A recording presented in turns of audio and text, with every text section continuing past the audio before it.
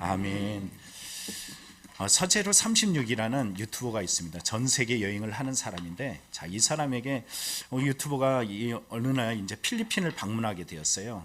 이 필리핀을 방문했는데, 여러분 그곳에 보니까 쓰레기 마을이 있더라고요. 우리 교회에서도 이제 쓰레기 마을에 선교를 한번 보낸 적이 있는데, 그곳에 특별하게 이제 뭐에다 집중했냐면 팍팍이라는 이 음식에 집중하게 되었어요.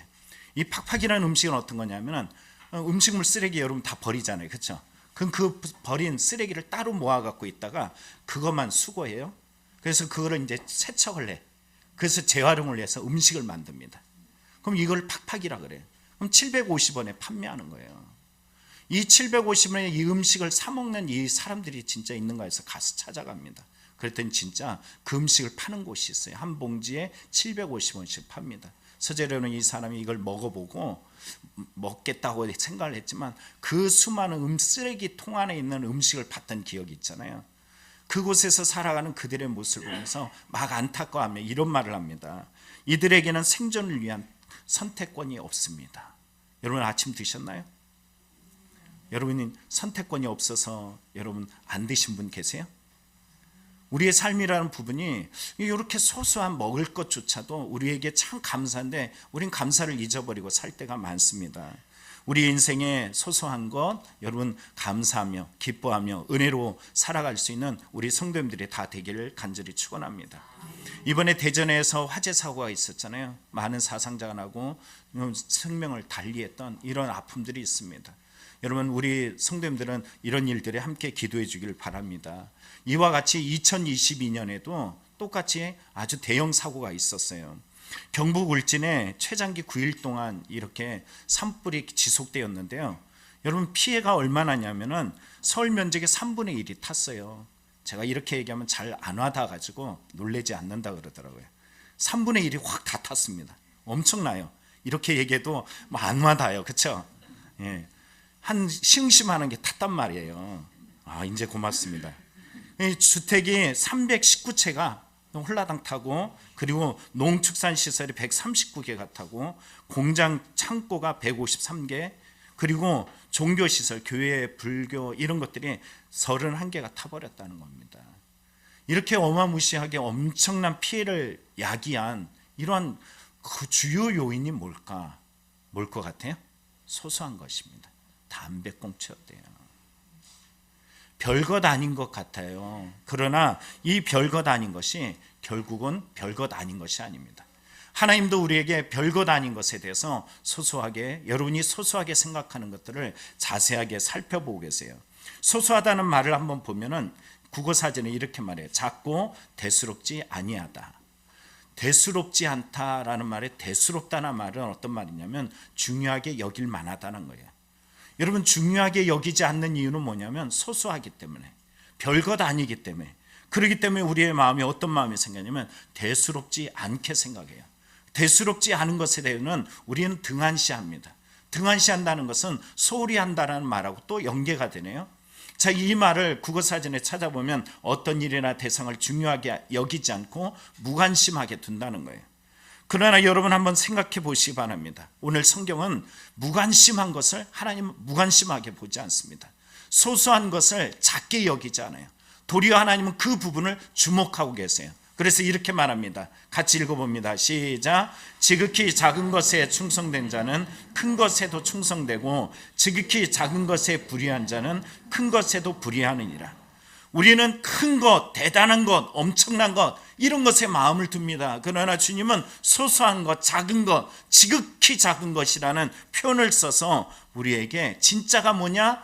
소소하고 작은 것에 마음을 두는 사람, 큰 것에 대단한 사람 우리는 진짜 배기 이렇게 세상적 말로 말해요. 그러나 주님 뭐라 그래요?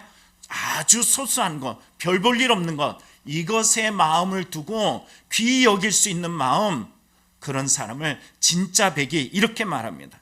사무엘상 16장에 보면 우리가 잘 알고 있는 내용이 있어요. 설교도 하도 많이 해가지고 여러분들은 제가 시작하면 그래 그 이야기 압니다라고 할 정도로 너무 잘 아는 내용이 나옵니다.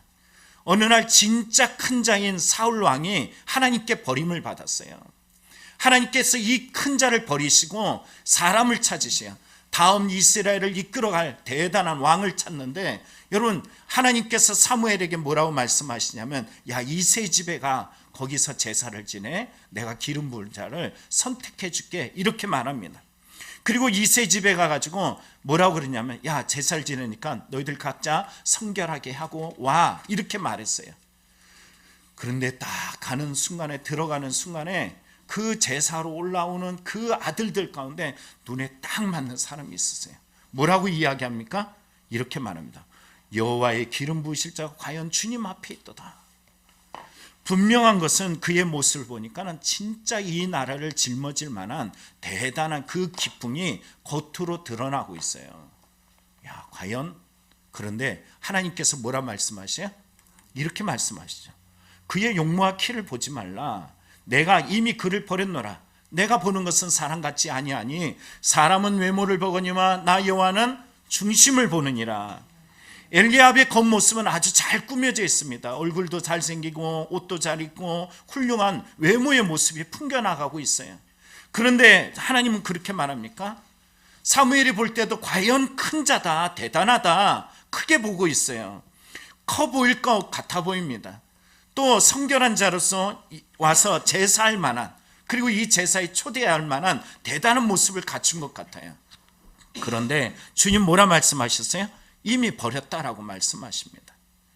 성경이 오늘 보는 것처럼 오늘 본문에 사람은 외모라는 부분하고 하나님은 중심이라는 이 부분이 서로 대치를 이루고 있어요.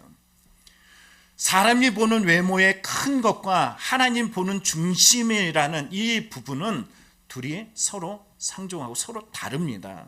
그런데 불구하고 오늘 성경에 이 작은 일을 통해서 하나님 뭘 보시냐? 그 사람의 진짜 배경을 보고 계세요.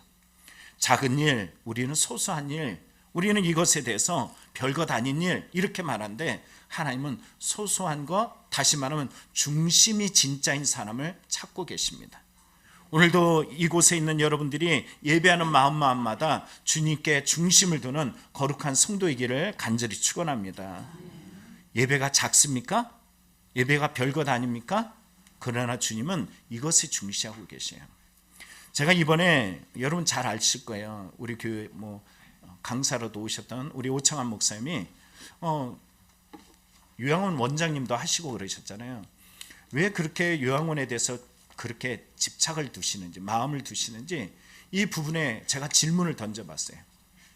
그랬더니 요양원에 딱 갔더니 처음에 어르신들이 이렇게 말하더래요. 우리는 더 이상 소망이 없어요. 우리는 더 이상 갈 곳이 없습니다. 내 인생의 마지막이 여기입니다. 이렇게 말하더라는 거예요. 그래서 목사님이 무슨 말씀하냐면, 우리는 예배를 드립니다. 예배 드리는 우리는요, 여기가 끝이 아닙니다. 여러분들은 여기를 끝이라고 이야기하지만 우리는 이곳이 아니라 영원한 하나님의 나라를 꿈꾸며 하나님의 소망을 품을 수 있는 위대한 예배를 드리는 자입니다라고 이야기를 했대요. 여러분 어떻게 변했을까요? 우리는 이제 버림받았어요. 우리는 끝장났어요. 우린 여기가 끝입니다라고 하신 분들이 기도하길 시작하더래요. 제가 감동받은 건 뭐냐면요, 이분들이 기도하는데 기도의 영역이 자기 자식이나 여기가 아니다는 거예요. 세계를 품고 기도하는 어르신들로 변화되더래요. 그래서 이 요양원 예배라는 부분은 절대 나는 놓을 수 없습니다, 이렇게 말씀하시더라는 것입니다. 오늘 우리의 삶을 보시죠. 여러분, 나의 처지, 나의 형편, 나의 부족함, 나의 소소한 인생의 약함들을 보면서 좌절하고 낙심하죠. 그렇다면 여러분들은 누굴 향해야겠어요? 하나님을 향하여 온전히 예배하는 믿음의 성도가 되길 원합니다. 하나님은 오늘도 예배하는 자를 찾으십니다. 여러분이 별것 아냐라고 이야기하지만 그 예배에 성공할 때 하나님께서는 여러분의 인생을 일으켜 세우시고 여러분을 귀하게 사용하실 줄 믿습니다. 오늘 본문에 이렇게 말하죠. 그 엘리압이 지나간 곳에 난 저를 버렸어 라고 하신 하나님이 이제는 사무엘이 그 앞에 설 때 여러 아들이 다 지나가요. 하나 둘 셋 지나가는데 아니야. 그럼 누굴까? 그랬더니 야, 여기 또 딴 사람 있지 않아? 네 아들 중에 또 한 사람 있지 않아? 물어봤더니 있습니다. 막내 녀석이 있는데 저기 목동으로 가서 양치기 있어요. 이렇게 말하는 거예요. 가족 중에서도 이 아이에 대해서 그렇게 달가워하지 않고 이 아이의 가치가 별로 없을 것 같은 목동으로서의 삶을 삽니다. 근데 사무엘이 뭐라 그래요? 그 아이가 오기 전까지 난 밥 먹지 않겠어. 절대 안 먹어. 이렇게 말해요. 그 아이가 딱 오는 순간에 어떤 일이 있습니까? 이렇게 말하죠. 하나님께서 말씀하셔요.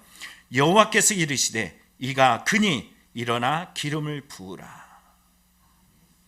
예배 드릴 수 없는 처지, 예배 드릴 수 없는 환경, 예배 드릴 수 없는 상처, 예배 드릴 수 없는 좌절되어진 삶의 아픔과 고통 속에 놓여 있을 때 여러분 예배해 보시죠. 앞서 말했던 요양원의 어르신들처럼 하나님께서 세상을 품어가며 놀랍도록 일하시는 일들이 있습니다. 여러분 이 인생의 요양원이라는 것이 지옥이다, 나는 갇혔다, 나는 끝이야 라고 이야기하는 사람과 그래 우리는 세계를 품어가는 요양원이야 이렇게 생각하는 사람과 여러분 어떤 차이가 있을 것 같습니까? 오늘 여러분들은 자유하면서도 여러분의 직장을 가지고 자기 집에서 내 마음대로 내 뜻대로 살아가는 이 삶 속에 여러분 하나님을 예배하는 것을 가볍게 여기고 쉽게 여기는 마음이 있지 않습니까? 오늘 우리의 마음에 주님 앞에 뜨거운 마음으로 서기를 원합니다. 도대체 왜 하나님은 이 별 볼 일 없는 다윗을 목동 중에 목동이라는 이 위치가 어떤 위치인지 찾아보니까요, 농부가 있잖아요. 농부. 우리는 농부 그러면은 사회적 위치가 좀 아래 이렇게 표현하는데 그 농부보다도 훨씬 아래에 있는 사람, 그 사람이 바로 양치기라는 것입니다. 근데 이 별 볼 일 없는 아이를 이 나라를 짊어지고 하나님의 국가를 이끌어갈 장차 위대한 왕으로 세우겠다? 도대체 왜 하나님께서는 저 별 볼 일 없는 다윗을 왕으로 세우시겠다 하겠는가? 이 부분이 사무엘상 16장에는 선택하시고 17장에 그 이유를 설명하는 부분이에요. 골리앗과 싸움 아시죠? 여기서 여러분 다윗이 사울왕의 딱 앞에 섰을 때 사울왕이 뭐라 그러냐면 이렇게 말합니다. 두 장 넘겼나요? 뭐라고 이야기하냐면 이렇게 말합니다. 사울이 다윗에게 이르되 내가 가서 저 블레셋 사람과 싸울 수 없으리니 너는 소년이요 그는 어려서부터 용사임이라. 무슨 말일까요? 너는 별 볼 일 없는 소년이잖아. 그런데 저 골리앗은 어떤 사람이야? 엄청 대단한 사람이야. 너 별 볼 일 없잖아. 별 볼 일 없는 네가 어떻게 가서 저 큰 용사를 싸워서 이길 수 있겠니? 불가능해. 이렇게 말하는 거예요. 근데 이 불가능한 현실이 눈에 목도되어지잖아요. 그런데도 불구하고 다윗이 뭐라고 이야기하느냐? 이렇게 말해요. 내가 목동이었을 때 사자가 곰이 쳐들어왔는데 나는 그곳에서 목숨을 걸고 양을 지켜냈습니다. 이렇게 말합니다. 그래서 맨 마지막에 37절에 이렇게 말하죠. 여호와께서 나를 사자의 발톱과 곰의 발톱에서 건져내셨은즉 나를 이 블레셋 사람의 손에서 건져내시리다. 여러분의 인생을 보시죠. 삶의 어떤 큰 위기와 어려움과 문제에 직면했어요. 그리고 그 문제를 이겨나갔어. 그런데 어떤 사람은 이렇게 말해요. 내가 있어. 나 그거 견디는데 얼마나 힘들었는지 몰라. 살아가는 그 자체가 얼마나 버거웠는지 몰라. 너무너무 힘들었어. 지금 그거 견뎌내서 이제 겨우겨우 사는 거야. 이렇게 말할 만한데 다윗은 뭐라 그래? 하나님이 하셨어. 하나님이 하셨어. 내 앞에 있는 저 골리앗 앞으로도 하나님이 하실 거야. 이렇게 말하는 거예요. 완전히 다릅니다. 자기의 삶이 양치기라는 저 바닥을 치는 정말 보잘것없는 작은 인생을 살아가고 있지만 그 별 볼 일 없는 인생에서 누가 함께 하셔요? 하나님이 함께하고 계시다는 것을 온몸으로 느끼며 목도하며 살아가요. 나라가 이 골리앗 앞에서 벌벌 떨고 있을 때 하나님 누굴 쓰십니까? 그 수많은 사람 중에 돈 있는 사람, 용사, 대단한 사람이 아니라 이 별 볼 일 없는 사람, 누구를 의지하는? 하나님을 의지하는 이 사람을 들어서 사용하신 것이라는 것이에요. 여러분 주님이 쓰는 사람은 누굴까요? 여러분 별 볼 일 없어도 상관없습니다. 남들의 시선 속에 보잘것 없어도 상관없습니다. 하나님이 이런 나를 선택해 주시고 사용하신다는 하나님에 대한 분명한 믿음이 있다면 그 상처 있고 별 볼 일 없는 인생에서 하나님의 꿈을 꾸며 나아갈 수 있는 복된 성도가 될 줄 믿습니다. 스가랴 4장에 보면은요, 이 스룹바벨이라는 사람이 있어요. 스룹바벨이 그 총독으로 있을 때 여러분 사회적 위치나 이 당시 정치적 위치가 어떤지 아십니까? 참 힘들어요. 나라가 망했단 말이에요. 바벨론의 포로로 끌려갔어. 겨우 조금 자유를 얻었나 싶어가지고 본국으로 송환이 돼서 왔어요. 그런데도 불구하고 삶은 어떠냐? 너무 힘들다는 거예요. 미래에 대해 꿈을 꿀 수 있느냐? 없어요. 아무리 그 형편을 들여다봐도 뭔가 내일을 기약하고 내일에 대한 소망을 품을 만한 능력이 없습니다. 그런데 하나님께서 스룹바벨을 통하여 성전을 세우시겠대. 너를 통하여 일하시겠다라고 이야기했어. 그럴 때 사람들의 반응을 성경은 어떻게 기록하냐? 이렇게 말합니다. 작은 일의 날이라고 멸시하는 자가 누구냐? 멸시한다는 말이에요? 멸시 안 한다는 말이에요? 야, 자유도 없고 평안도 없고 별 볼 일 없고 인생이 무너진 그곳에서 성전을 이루겠다고? 성전을 세운다고? 야, 웃기는 짓 하네. 그게 무슨 일이 되겠어? 하나님을 예비한다고 뭐가 달라지겠어? 그런데 여러분, 하나님께서 뭐라 말씀하시냐면 이렇게 말씀하십니다.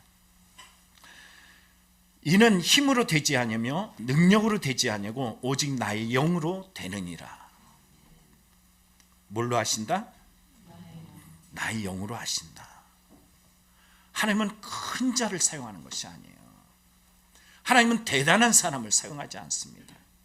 하나님이 선택하는 사람들을 보십시오. 하나님이 주목하는 사람들을 보십시오. 성경에 누구를 주목하는지 수많은 이야기가 나왔지만 세 가지를 먼저 소개해 봅니다.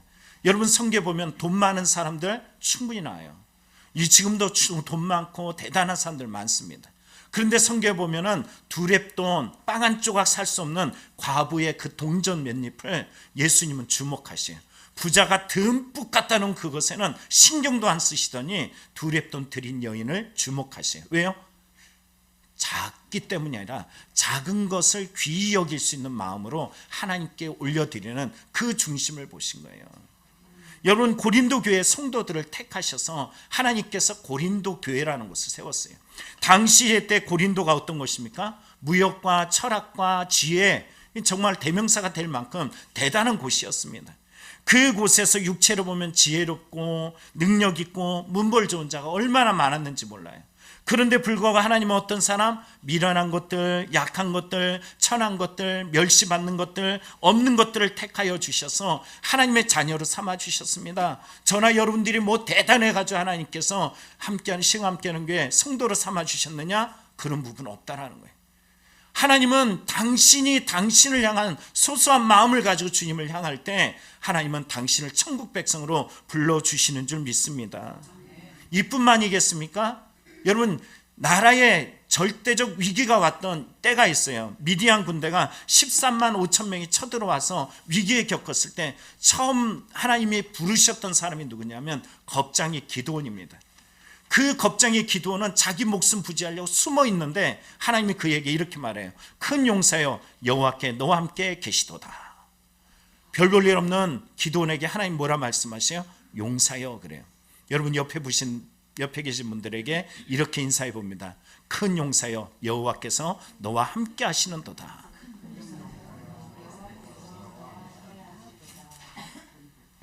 그 말을 하신 분은 더 큰 일들이 이루어질 줄 믿습니다. 내가 별 볼 일 없는데 하나님 뭐라 말씀하세요? 큰 용사래. 도대체 어떤 부분을 보고 하나님께서는 그를 큰 용사라고 말씀해 주셨을까? 이렇게 겁장이를 왜 하나님은 큰 용사라고 불러주셨을까? 여러분, 사사기 7장에 보면 13만 5천 명의 낙타 때만 해도 엄청 많고 무수한 별처럼 쳐들어오는 적군이 있습니다. 이들이 쳐들어올 때는 언제냐면 항상 여러분, 이 어떤 때냐면 추수기 때예요. 내가 1년 동안 열심히 뭔가를 모아갖고 있는데 어느 날 적들이 쳐들어와 뭘 노리는 거예요? 나의 재산, 나의 생명, 나의 모든 것들을 빼앗아가요.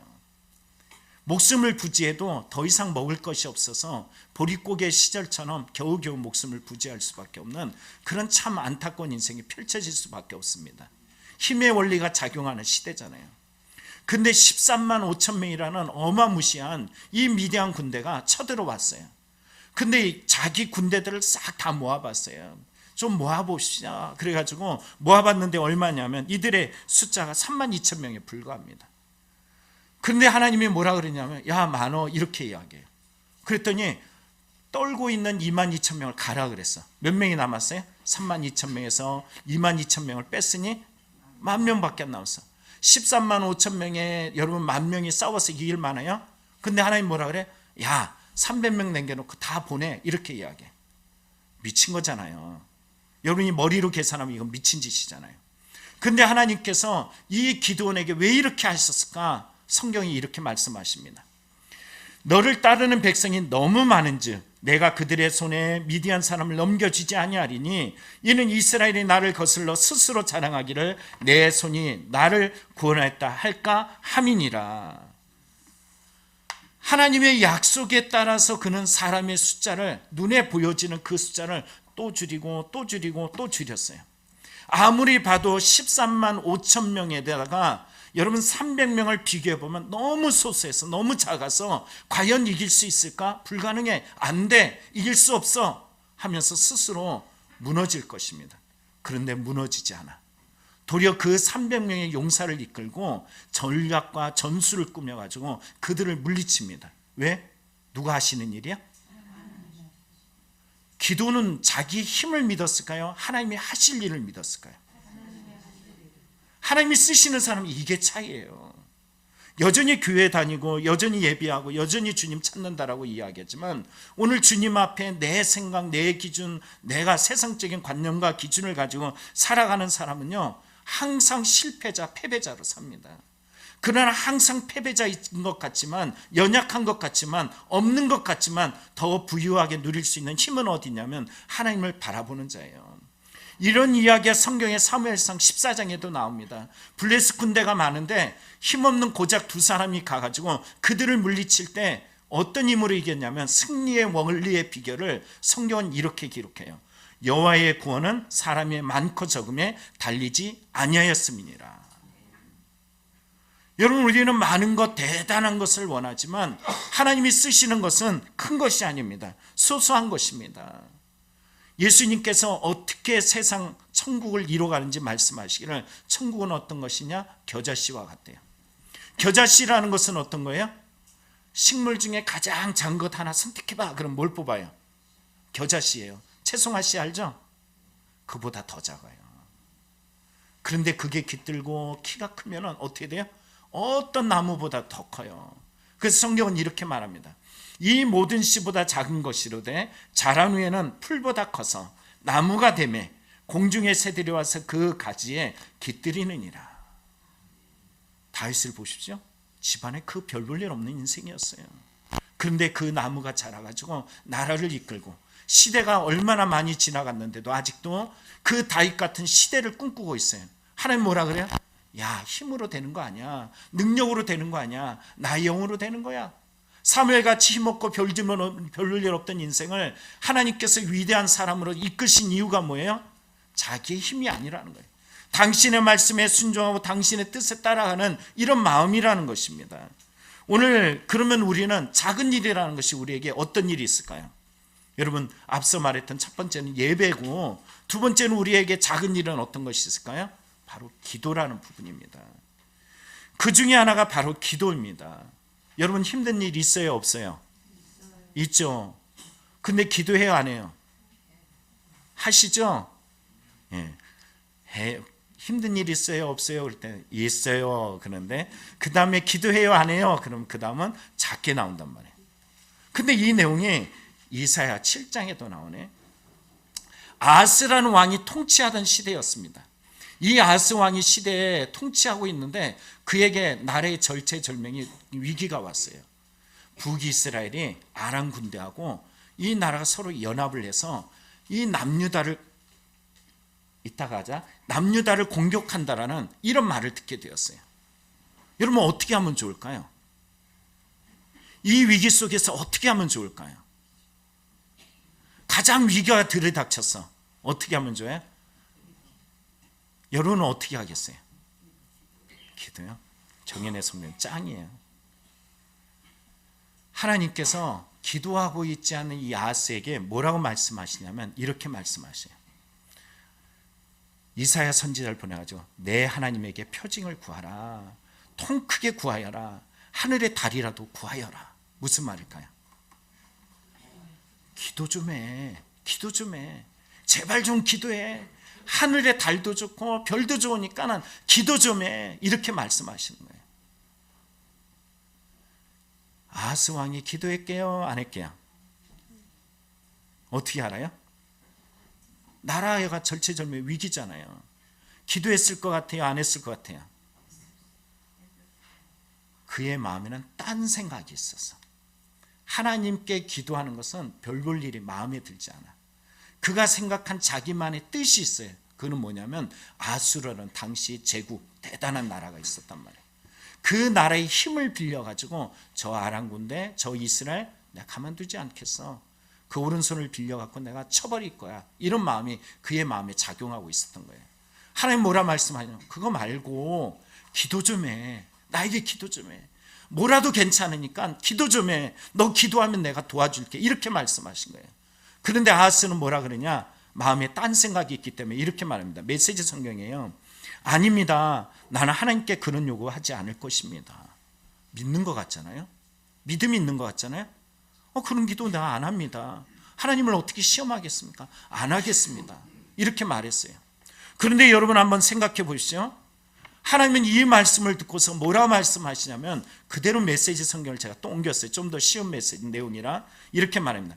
다윗의 왕실이여 잘 들으십시오. 그대들은 소신과 위선에 불과한 경건으로 사람들을 지치게 만들고 그것으로도 모자라서 이제는 하나님께 지치게 만들고 있습니다. 야, 너에게 지쳤어. 내가 얼마나 너를 많이 도와줬니? 내가 얼마나 너를 이끌어줬니? 내가 너를 지금까지 보호해주고 지금까지 붙들어줬는데 야, 너 또 한 번 힘들고 어려울 때 기도하면 내가 도와주겠다는데 그걸 안 해? 야, 하나님이 너에게 지쳤어. 너에게 지쳤어. 이렇게 말씀하시는 거예요. 수많은 구원의 은혜들 위기 때마다 하나님의 도우심을 경험하면서 다윗의 왕위가 이어졌어요. 때로는 사람 막대기 인생 채찍을 통하여서 쉼없이 치시면서 그들을 인도하셔서 달라지기를 그렇게 기다리셨어요. 또 한 번 위기에 설 때 하나님이 또 개입하셔가지고 야, 이번에는 기도하겠지. 이번엔 기도하겠지. 이스라엘을 보내갖고 야, 해라도 좋으니 달이라도 좋으니 뭐 좀 구해보십시오. 그랬더니 여전히 뭐라 그래요? 안 하겠습니다. 못 하겠습니다. 여전히 그의 마음 뭐가 작용하고 있을까요? 매죠. 매라고 그래요. 네가 말 안 들으니까 내가 어떻게 사람 막대기 인생 채찍으로 널 칠 수밖에 없어. 왜? 널 너무 사랑하니까. 그래서 결국은 자기 원하는 대로 합니다. 하나님께 기도하지 않고 아수를 끌어들여요. 아수를 끌어들였다가 어떻게 됩니까? 엄청 고통스럽게 되죠. 자기 일들이 원하는 것들을 이뤄서 아람도 물리치고 북이스라엘도 물리쳤지만 누구의 속국이 됐어요?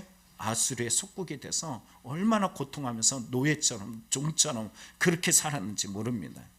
하나님은 우리에게 무엇을 원하는 걸까요? 소소한 거. 기도는 너무 소소해요. 여러분이 어느 자리든 할 수 있어요. 밥 먹을 때도 기도할 수 있고 화장실에 있을 때도 기도할 수 있고 잠자기 전에 기도할 수도 있고 눈을 떠서도 기도할 수 있어요. 여러분이 인생의 24시간 중에 여러분 주님을 찾을 수 있는 아주 너무너무 소소한 것이라 언제라도 하나님이라고 부르면은 우리는 화살 기도라는 기도를 통해서도 할 수 있습니다. 우리 장수 집사님이 예전에 그런 얘기를 했어요. 운전하고 막 하면서 하나님 하고 화살 기도를 한대. 그럼 놀랍도록 하나님이 들어주신다는 거예요. 여러분 인생도 마찬가지입니다. 일과 그냥 평범한 인생 중에 여러분이 소소하게 기도하는 것 하나님이 기뻐하실 줄 믿습니다. 이렇게 기도에 목숨 건 사람이 있어요. 이 소소한 것에 목숨 건 사람이 있습니다. 바로 다니엘입니다. 다니엘의 원수들이 다니엘을 죽이려고 하나님께 기도하면 죽이겠다라고 이미 하나님 그런 일들이 결과가 되는 상황이 발생하게 되었어요. 그런데 불구하고 이 다니엘은 그것을 알면서 어떻게 하냐면은 창문을 활짝 열고 하나님께 똑같이 기도해. 기도에 목숨을 걸고 나아갑니다.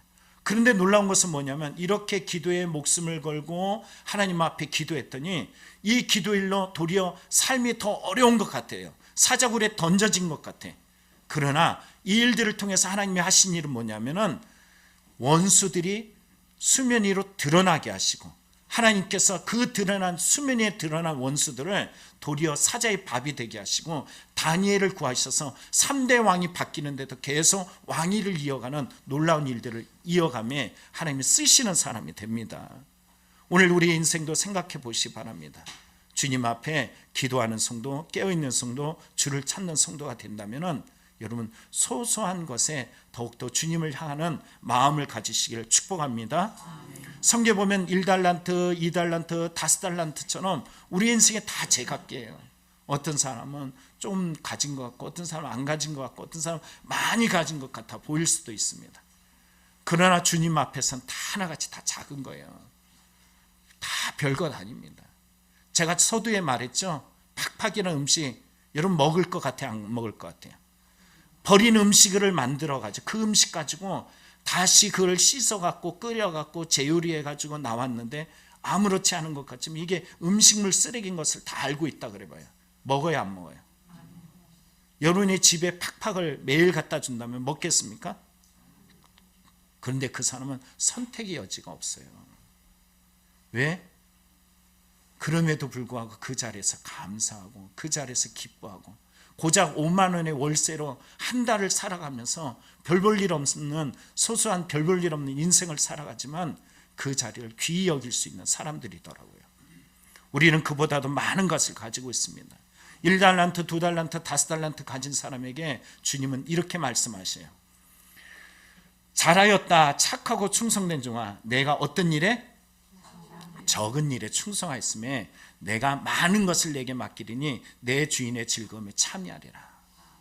적은 것에 귀한 마음을 두는 사람, 적은 것에 달란트, 그죠? 여러분이 다 새로운 달란트를 가진 것처럼 그것에 귀히 여길 수 있는 마음을 가진 사람은 하나님께서 더 많은 것을 누리도록 이끌어 주시겠대. 그런데 한 달란트 가진 사람은 어떻게 해요? 비교만 하잖아요. 그리고 오해를 하잖아요. 그리고 그 달란트를 땅에 묻어두잖아요. 결국 오해하고 하나님의 뜻을 거부했던 그 사람은 던져지고 슬피 이를 갚는 인생으로 마감되고 맙니다. 오늘 부름받은 이 자리, 하나님께서 불러주신 이 자리, 여러분 다시 한번 소소한 것에 은혜를 가지고 감사를 가지고 살아낼 수 있는 성도가 되길 원합니다. 말씀 마칩니다. 마태복음 10장 29절에 보면 참새 한 마리도 의미 없이 이 땅에 살게 하지 않는데요. 뭐라 말씀하시냐? 참새 2마리가 한 아시론에 팔리지 않느냐? 그러나 너희 아버지께서 허락하지 않으면 그 하나도 땅에 떨어지지 아니하리라. 하나님은 한 사람 한 사람, 여러분의 처지, 환경 또는 여러분이 가진 것, 가지지 못한 것, 우리가 생각하는 그 대단한 것들을 원할지 모르지만 여러분의 인생의 소소한 인생마저도 귀히 여기고 오늘까지 붙들어 주셨습니다. 그 부르심에는 분명한 이유가 있어요. 여러분 오늘 나를 불러주시고 생명 주신 그 하나님의 이유들을 삶에 다시 한번 재기억을 하시며 은혜로 감사로 살아낼 수 있는 성도의 신앙이 되길 축복합니다. 기도하겠습니다. 살아계신 주님,